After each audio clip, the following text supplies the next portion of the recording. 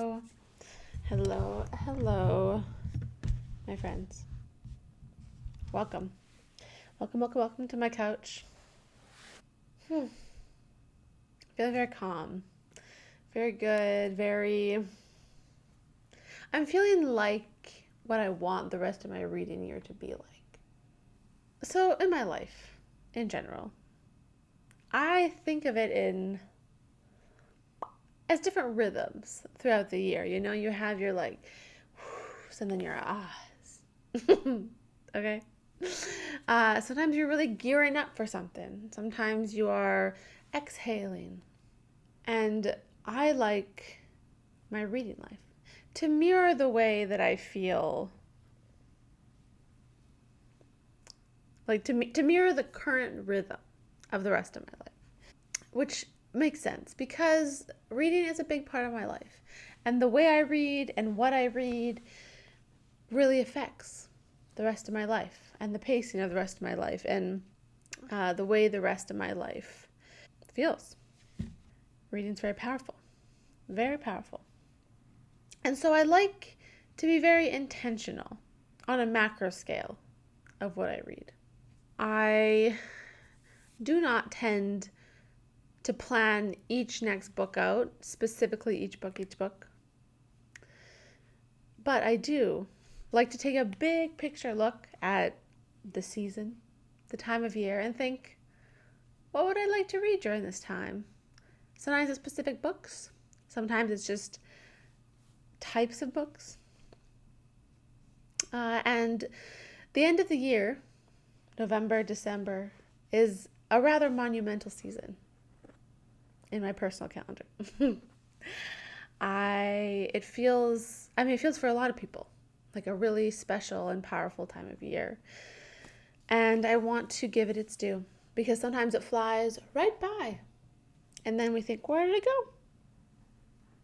And I don't want it to disappear on me. I want to really embrace it. And to do that, I need to pay attention a little bit. Gotta pay attention. So, over the past few days, I've been thinking about the shape of my end of year reading and what I want that to look like. I find I have to start early. I have to start now because reading isn't speedy quick, and you don't want to end up in a knot at the end of the year. Things I am trying to avoid at the end of the year. Let me tell you things I do not like in this end of year rhythm. Well, no, hold on. Let's start with the things I do like. Okay, let's start with the picture of what I'm aiming for. The last 2 months of the year, it's kind of a combination. It's sort of like the last big moment of preparation. So there is Advent, and we're getting ready for Christmas, and there's many little things to do. Fun things, but still things. You have to bake the cookies and decorate the Christmas tree, and you are getting everything, tying up all of summer's loose ends, putting away the sunscreen that you've been leaving out, and getting your home cozy, pulling out all your sweaters. You're really preparing for this time. And part of preparing, we prepare the outside. But why do we prepare the outside? I prepare the outside so it helps prepare the inside. Okay. And so reading really helps prepare the inside for me. And so I like to read books that prepare my heart and body and soul for that big exhale at the end of the year. First you have the build up of all the preparation for the celebration, and you're very excited, and then it's a big exhale, and you want everything to be at rest so that when the new year starts, you're full of energy and ready to go again, and excited for the next full calendar year where it starts again. So how does reading help with those things? How is that rhythm reflected in my reading? Well, I do like to kind of look and see what do I want to read for the rest of the year? What are books that I have to get to? Okay, because I don't like feeling rushed. I want to prepare well, but not feel like I have to cram everything in last minute. So I like to look at the things that I have to read for, like my book club, have to, want to, but have to. It's such an intense want that it's like I have to. Okay. So for my book club, and for the podcast, the Literary Life podcast, I see what are they reading for the rest of the year, and I make sure that I give myself enough time to read those things. And specifically, we have for my book club, we are reading The Discarded Image. So I gave myself lots of time to read that. I haven't started yet, but I'm very excited. So I have this. And for the Literary Life podcast, I am currently in the middle of the rhyme of The Ancient Mariner. It's under my microphone right now, by Samuel Taylor Coleridge. So I'll be finishing up that.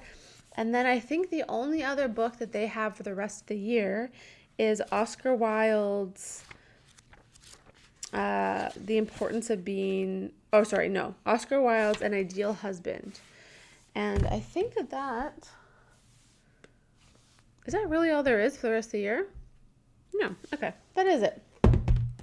So it's just the one play for the Literary Life, An Ideal Husband. And in December, I think we were going to start Dante's Inferno with my book club, but I think we've decided to tone it down a little because that's kind of intense for December. And we're going to pick a shorter Christmassy novel of sorts. We haven't decided yet. So there'll be something nice and fun and light for December in that. But other than those 3 books, that is my only required reading for the rest of the year. And that's really nice. The podcast kind of relaxes a little bit. Most of the episodes are just like looking forward to the next year. You know, what are we gonna be reading? Looking backwards, what have we read? And so it's a really nice time of reflection. That's another big part, I think, of this end of the year time, is just reflecting on how was this past year? How is this past year going to inform this future year? And so it's nice to like not be in the thick of really intense books, but to be able to kind of take an overview and see where we landed this year. Another really big bit for me is Advent, and I really want to prepare my heart during that time. Okay, and I'm always looking for resources to do that, and I think I found a really great one this year, and I'm very, very excited about it. And that is Cindy Rollins' Hallelujah.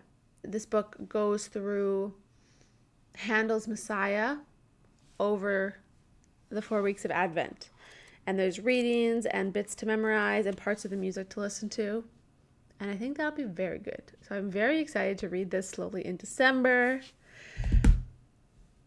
Excited about that. I'm also going to go see Handel's Messiah, I believe, in concert.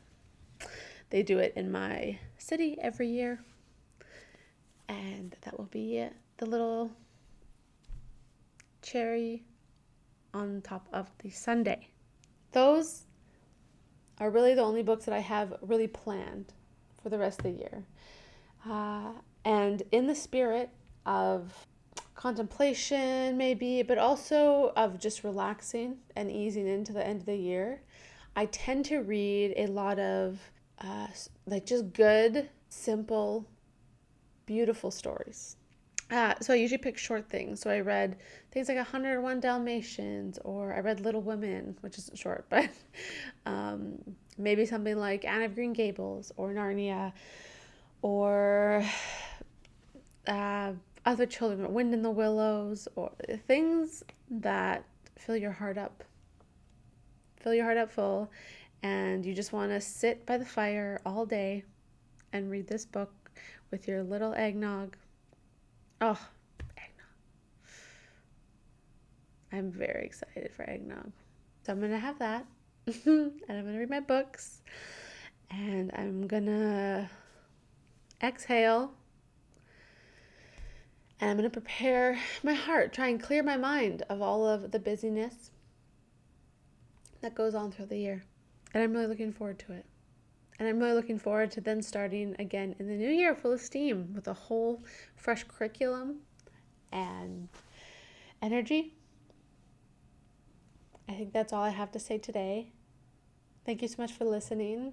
Please like, please subscribe. So helpful. I have a little goal. Okay, end of November, I would love to be at 500 subscribers. Okay, it's a little goal. I'm sharing my little secrets with you. So I'd really appreciate it if you could help me get towards that goal.